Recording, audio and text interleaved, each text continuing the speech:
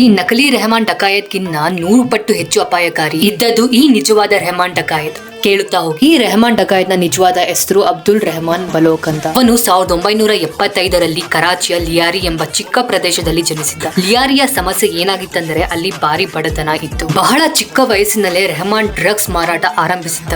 ಆದರೆ ಅವನು ಕೇವಲ 13 ವರ್ಷದವನು ಆಗಿದ್ದಾಗ ಒಬ್ಬ ವ್ಯಕ್ತಿಯನ್ನು ಚಾಕುವಿನಿಂದ ಹಲವು ಬಾರಿ ಇರಿದು ಕೊಂದು ಹಾಕಿದ್ದ. ವಿಡಿಯೋ ವರದಿಗಳು ಹೇಳುವಂತೆ ಕೇವಲ 12 ವರ್ಷದ ವಯಸ್ಸಿನಲ್ಲೇ ಅವನು ತನ್ನ ತಾಯಿಯೊಂದಿಗೆ ಜಗಳವಾಡಿ ನಂತರ ಅವರನ್ನು ಕೊಂದು ಸೆಲೋ ಟೇಪ್ನಿಂದ ಕಟ್ಟಿ ನೇತು ಹಾಕಿದ್ದ. ಅನೇಕ ಬಾರಿ ಅವನು ಜನರ ಕತ್ತು ಕತ್ತರಿಸಿ ಅವರ ತಲೆಯೊಂದಿಗೆ ಫುಟ್ಬಾಲ್ ಆಟವನ್ನು ಆಡುತ್ತಿದ್ದ. ಡ್ರಗ್ಸ್ ಮತ್ತು ವಸೂಲಿ ಮೂಲಕ ಅವನು ಗಳಿಸಿದ ಹಣವನ್ನು ಕೆಲವೊಮ್ಮೆ ಆಸ್ಪತ್ರೆಗಳ ಸಹಾಯಕ್ಕೆ ಇಲ್ಲವೇ ಫುಟ್ಬಾಲ್ ಟೂರ್ನಮೆಂಟ್ಗಳನ್ನು ಆಯೋಜಿಸಲು ಬಳಸುತ್ತಿದ್ದ. ಇದರಿಂದ ಅಲ್ಲಿನ ಜನರು ಅವನನ್ನು ಭಗವಂತನಂತೆ ಕಾಣಲು ಆರಂಭಿಸಿದರು. ಲಿಯಾರಿ ಒಂದು ಚಿಕ್ಕ ಪಟ್ಟಣವಾಗಿದ್ದರೂ ಅದು ತುಂಬಾ ಜನಸಂದ್ರತೆ ಇರುವ ಪ್ರದೇಶವಾಗಿತ್ತು.